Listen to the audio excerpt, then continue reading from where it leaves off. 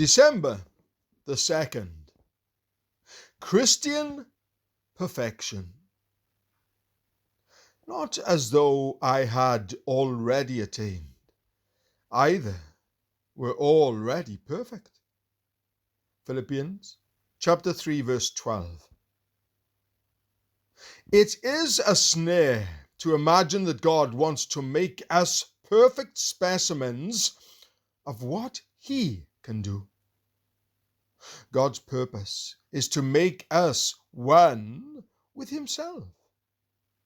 The emphasis of holiness movements is apt to be that God is producing specimens of holiness to put in His museum.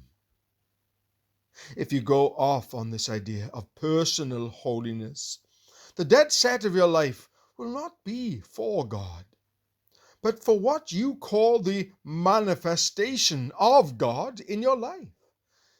It can never be God's will that I should be sick, you say. If it was God's will to bruise His own Son, why should He not bruise you? The thing that tells for God is not your relevant consistency to an idea of what a saint should be, but your real vital relation to Jesus Christ and your abandonment to Him, whether you are well or ill. Christian perfection is not and never can be human perfection. Christian perfection is the perfection of a relationship to God which shows itself amid the irrelevancies of human life. When you obey the call of Jesus Christ, the first thing that strikes you is the irrelevancy of the things you have to do.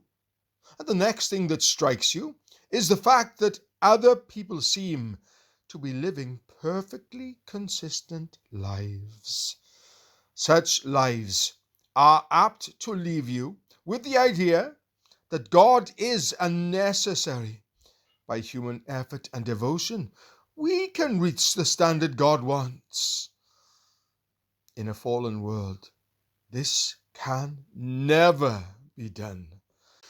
I am called to live in a perfect relation to God, so that my life produces a longing after God in other lives, not admiration for myself. Thoughts about myself hinder my usefulness to God. God is not after perfecting me to be a specimen in His showroom. He is getting me to the place where He can use me. Let Him do what He likes.